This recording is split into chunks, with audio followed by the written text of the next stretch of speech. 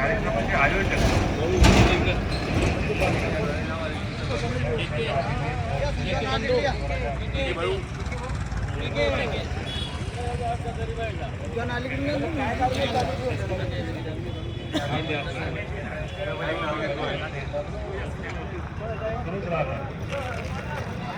असं सगळ्यांना मी हा माझा वाढदिवस अर्पण करतो.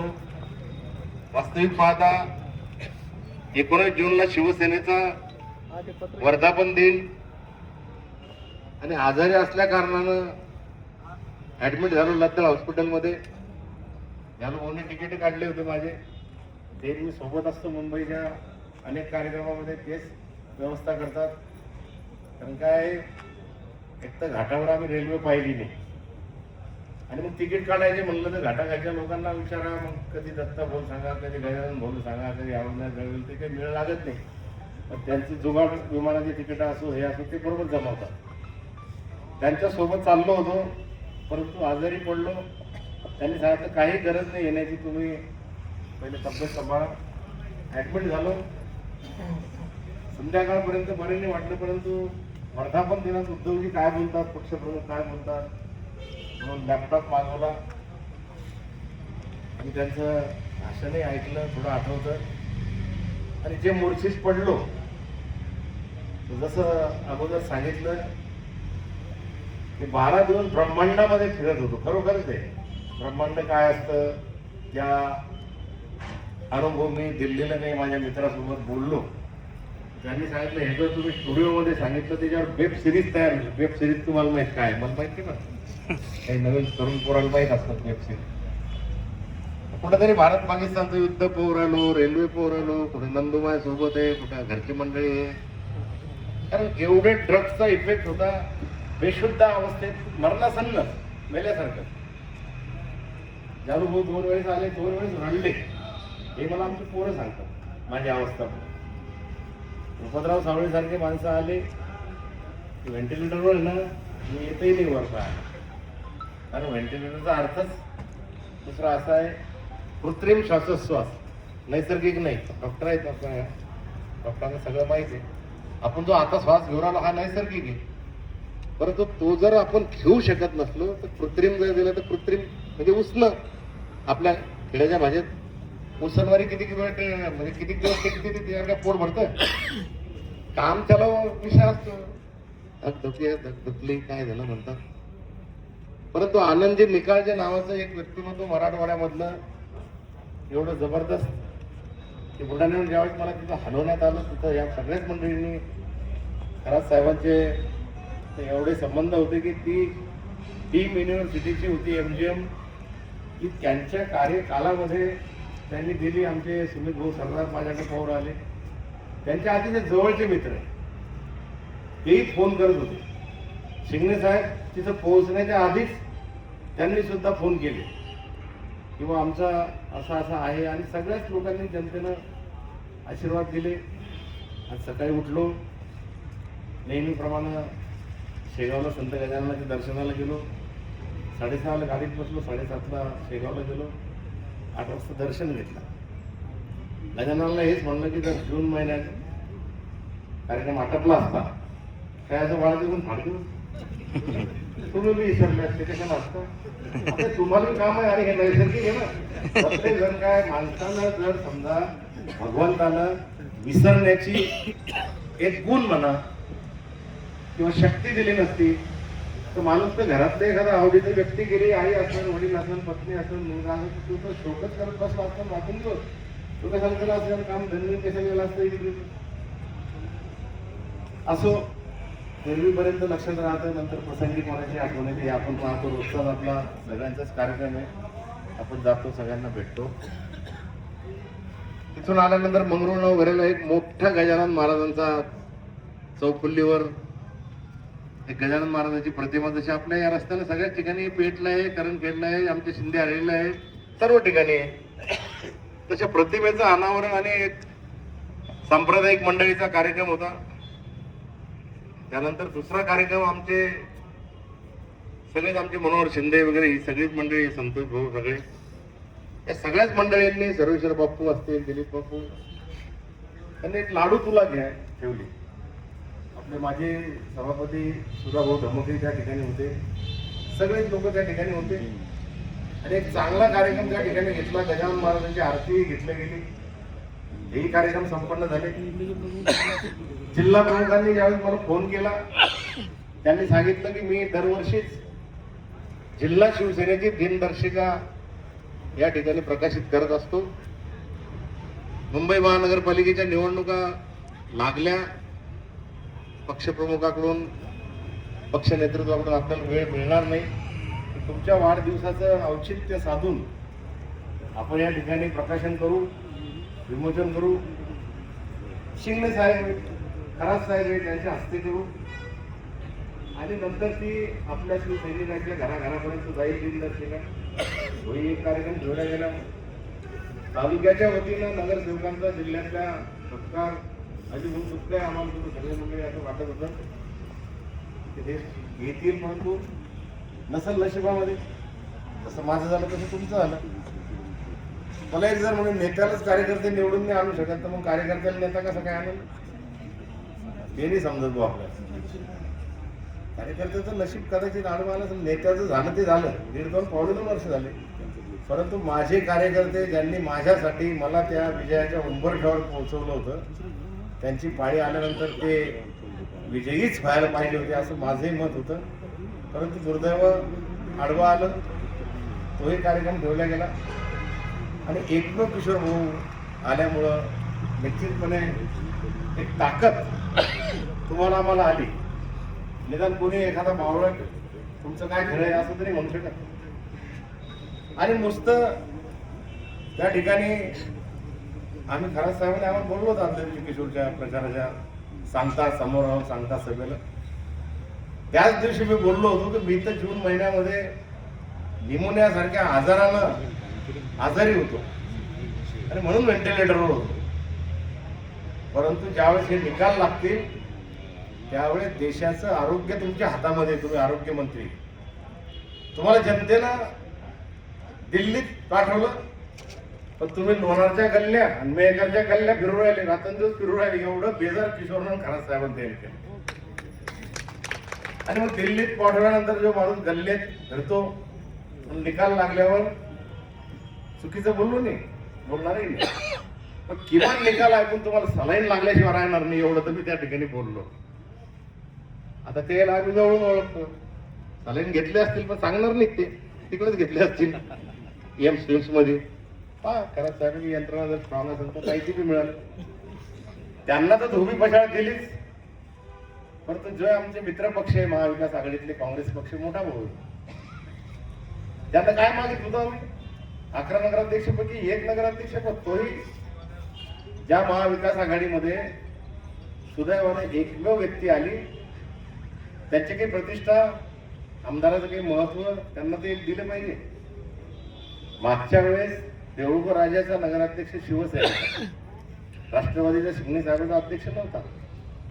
मागच्या वेळेस सिंदखेडचा मागच्या वेळेस देऊळकर राजाचा अध्यक्ष भारतीय जनता पार्टीचा डॉक्टर रामदास शिंदे साहेबाचा नव्हते शिंगणे साहेब. तरीही आम्ही त्या दोन्ही जागा नरेंद्र भाऊ माहिती नेतृत्व आहे, महाविकास आघाडीचं नेतेपद आहे, 25 वर्षाची आमदारकी आहे, 12-13 वर्षाचं मंत्रीपद आहे, सहकारातलं मोठं नेतृत्व आहे. बिना दिक्कत ते त्यांना दिलं पाहिजे. आमचे जिल्हा प्रमुख असतील, खरात साहेब असतील, एका मिनिटात सगळे हो म्हटले. परंतु ज्या वेळेस चिखलीची वेळ आली, आम्ही सांगितलं शिवसेनेने कधी लढलीच नाही, काँग्रेस लढली, तात्यासाहेबही होते त्यावेळेस, ते जिंकले होते, राहुल भाऊ होते ते जिंकले होते. या ठिकाणी काही हरकत नाही काँग्रेसला, आमचं काही म्हणणं नव्हतं. परंतु एक जागा यावेळेस मेहकरला दिली नाही. त्याचा जो संताप होता, ती जी जिद्द होती मागच्या फुटीनंतर, जलू म्हणून सांगितल्याप्रमाणे किशोरनं ज्या पद्धतीनं काम केलं होतं खरात साहेबांच्या प्रवेशाच्या आधी, एवढं चांगलं वातावरण त्यांनी करून ठेवलं होतं. कधी मला नाही वाटत कधी कोणाला दुखवलं असेल. आणि म्हणून सगळ्याच समाज घटकांना, मुस्लिम असेल, बौद्ध असेल, ख्रिश्चन असेल, हिंदू असेल, जातीचा असो परजातीचा असो, काय त्याची समस्या आहे, स्वतः पुढे होऊन त्यांनी सोडवल्या. त्यांच्या बाबतीमध्ये किशोरमय वातावरण त्या ज्याचं झालेलं होतं मेहकरचं, परंतु तीही जागा आम्हाला मिळाली नाही. ही जागा आपण निवडून आणली. मी खरंच साहेब आपल्या सर्व सहकार्याचं, आमच्या किशोर भाऊचं, त्यांच्या सर्व सहकार्याचं, सर्व उपस्थितांच्या वतीनं त्रिवार अभिनंदन या ठिकाणी करतो. राहिलं माझा विषय, आयुष्य किती लंब खेचतो आपण, त्याला काही महत्व नाही. माणूस किती वर्ष जगला यापेक्षा कसा जगला, आपल्या जीवनामध्ये असलेले क्षण, त्यानं कोणत्या गोरगरिबासोबत, कोणत्या मागासवर्गीयासोबत, कोणत्या शोषित पीडित लोकांसोबत व्यतीत केले, किती प्रश्न सोडवले, सकाळी जसा उठला तसाच संध्याकाळी झोपला. काहीतरी समाजासाठी जर आपण करत असलो तर त्याची नोंद ईश्वरही घेतो. आणि माझ्या आजाराच्या वेळी ईश्वराने घेतले, तुम्ही चांगलं पाहिलं. कारण म्हणतात की कुठेतरी चांगले काम करणारे लोक समाजाला त्याची गरज असते, म्हणून भगवंतालाही ते मान्य असते की ते असले पाहिजे. माझ्या आयुष्यामधला जोही काही वेळ असेल भविष्यामध्ये, निश्चितपणे ती जिद्द, ती तडप, तो स्पीड, वयोमानानुसार मग आता आपण वय काय झालं मोजतो, पासबुकातले वय तितके वर्ष कमीच झाले ना. 30-35 वर्षापूर्वीचा नरेंद्र खेडेकर आणि आजचा, त्यामध्ये थोडा फरक तर पडणारच आहे, परंतु आम्ही प्रगल्भ झालो. आम्ही आंदोलनही केले, आम्ही या ठिकाणी काय काय केलं, काय काय नाही आपल्या जिल्ह्याला माहिती की तिथं दोरायची वेळ नाही. विविध पदं शिवसेनेमध्ये असताना संघटनात्मकच पदं मिळाली, परंतु काँग्रेसच्या प्रवेशामध्ये आदरणीय मुकुलजी वासनिक साहेब त्यांची त्याही वेळेस आम्ही ऋण व्यक्त केली होती की काँग्रेसमध्ये असताना शिक्षण बांधकाम सभापती पद असेल, बाजार समितीचं सभापती पद असेल, जिल्हा परिषदेचं सर्वोच्च बहुमान लाल दिवा अध्यक्षपद असेल, मला ते मिळालं. त्याच्या वेळेस जे जे काही त्या पद्धतीने करता आलं तेही आम्ही केलं. आणि म्हणून शिवसेनेमध्ये आता आपण आपलं शेवट करूया. ज्या पक्षातून सुरुवात केली त्या पक्षामध्ये शेवट करू. म्हणून ज्यावेळी 14 फेब्रुवारी 18 7-8 वर्ष होतील, आता फेब्रुवारीमध्ये 8 वर्ष होतील, आम्ही परत आलो. अशी कल्पनाही केली नव्हती की इथं कुठेतरी असे बेमान लोक असतील, इथं कुठेतरी असे हरामखोर गद्दार लोक असतील, इथं कुठेतरी मुलाबाळासारखे मुलीसारखे वागवलं बाळासाहेबांनी, असे लोक त्यांच्यासोबत घात करतील आणि फक्त 50 खोक्यासाठी, मंत्रिपदासाठी द्रोह करतील मातोश्री सहित, असं कधी वाटलंही नव्हतं स्वप्नामध्ये. परंतु यांनी केलं. आणि यांनी केल्यानंतर ज्यांनी ते म्हणतात ना, जे थाली में खाया उस थाली में छेद किया, अशा अवलादी काही समाजामध्ये असतात. पण प्रामाणिकपणा हा जे लोक शिवसेनेसोबत आहेत, असू दे संख्येने कमी असतील, पण शिकला पाहिजे त्यांच्यापासूनच. नाही तर नुसतंच पुढारी सकाळी याच्या गाडीत, दुपारी त्याच्या गाडीत, संध्याकाळी कुठे उद्याचा काही भरोसा नाही, असं नसावं. आम्ही सगळेच जण शिलेदार बाळासाहेबांचे आहोत. बाळासाहेब ठाकरेंचं संपर्क, सहवास, मार्गदर्शन मला तरी खूप जवळून लाभलेलं हे आपल्या सगळ्यांना माहीत आहे. कारण मी परत घरवापसी केली ती इथं शेवट करण्याकरता.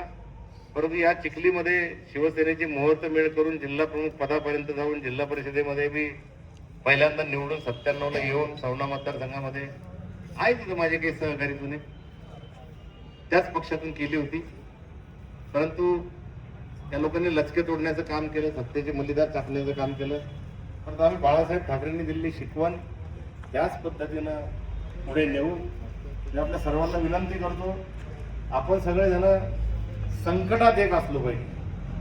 आपण जर आणि संकट येऊ द्या ना, संकटाचं संधी म्हणून त्याचा उपयोग करा, तिचा शिडी म्हणून तिला त्याच्यावर चढा. आणि कुठेतरी जर संकटाने जर खचून गेलो तर निश्चितपणे आपण थांबलो, आपली वाटचाल थांबली तर हे काही भलं होणार नाही. म्हणून मी माझ्या वाढदिवसानिमित्त आज आपला जिल्हा शेगावला विदर्भाची पंढरी असं म्हटलं जातं संत गजाननाला. माझ्या वाढदिवसाच्या दिवशी गुरुवार आला योगायोग, आणि नवीन वर्ष जे आता सुरू होतंय 1 जानेवारी 26, त्याही दिवशी गुरुवारच या ठिकाणी आहे.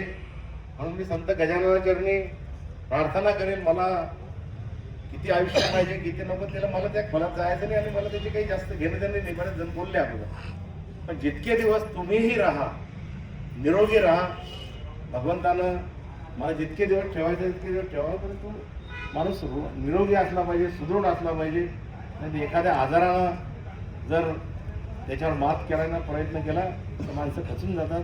म्हणून मी तुम्हाला नवीन वर्षाच्या आरोग्यदायी अशा शुभेच्छा देतो. येणाऱ्या वर्षामध्ये आपल्या सर्वांची, राजकीय असेल, सामाजिक असेल, आर्थिक असेल, भरभराट हो अशी प्रार्थना संत गजानन चरणी करतो.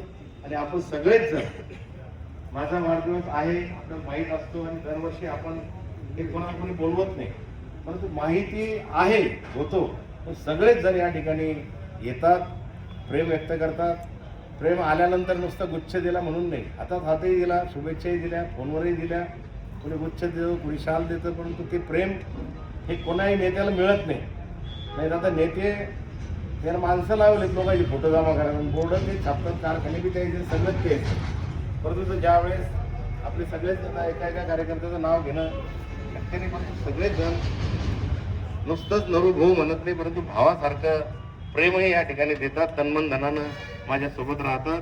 म्हणून या ठिकाणी या प्रसंगी मी आपल्या सर्वांचे मनपूर्वक आभार व्यक्त करतो आणि थांबतो. जय हिंद, जय महाराष्ट्र.